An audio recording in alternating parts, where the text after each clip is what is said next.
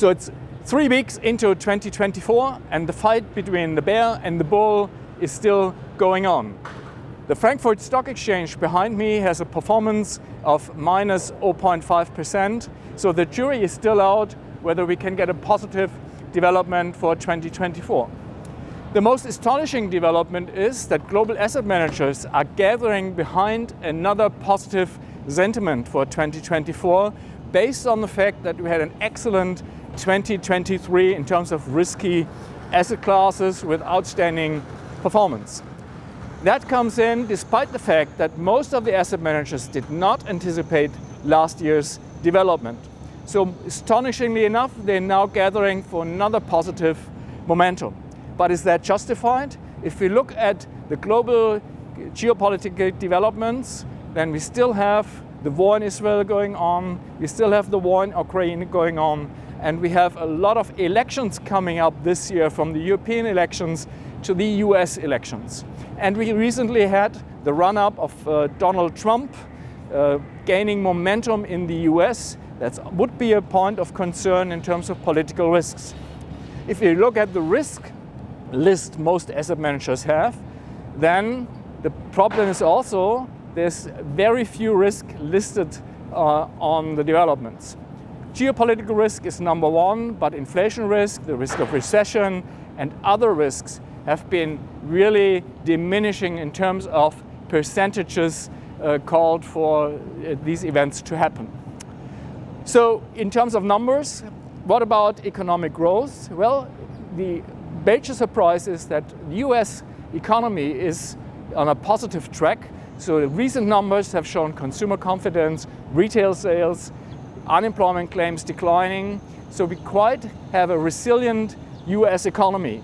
And that accompanied by diminishing inflation, so inflation concerns are falling. University of Michigan surveys show that consumers expect lower inflation over the next 12 months. And most of the indicators point to lower inflation during the pace of the year. The PPI, the Producer Price Index, is only plus 1.7% above levels a year ago. Commodity prices are declining.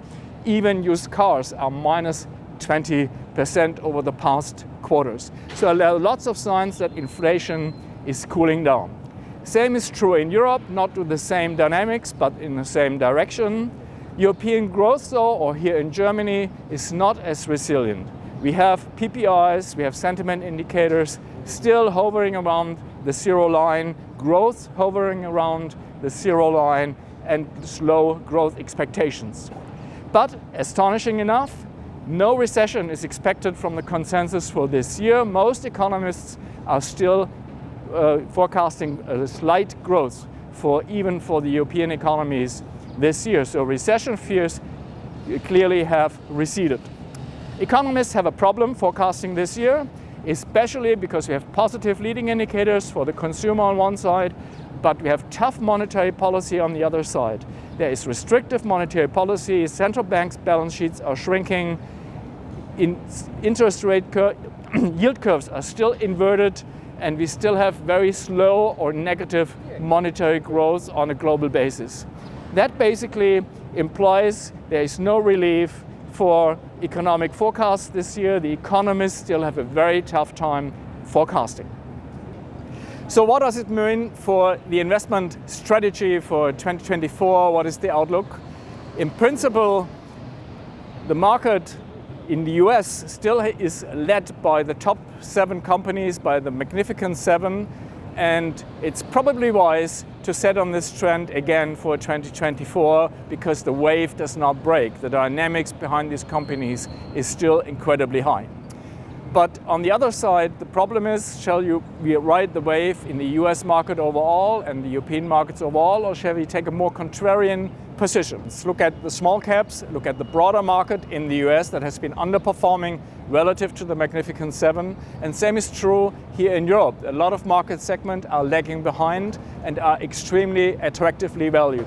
So look at valuations and probably some contrarian trades relative to this very strong consensus is a likely successful strategy for 2024.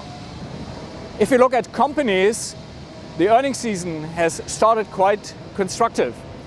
It started with the US banks, with JP Morgan shooting out the lights again. And most companies, also in their pre-announcements, have a positive tone, so they try to neglect the macro risks and the political risks on a global basis. That speaks for the fact that companies are still very efficient in working around the global conflicts and are still working on their productivity and investments for the future. That is also a positive aspect that can help us into 2024.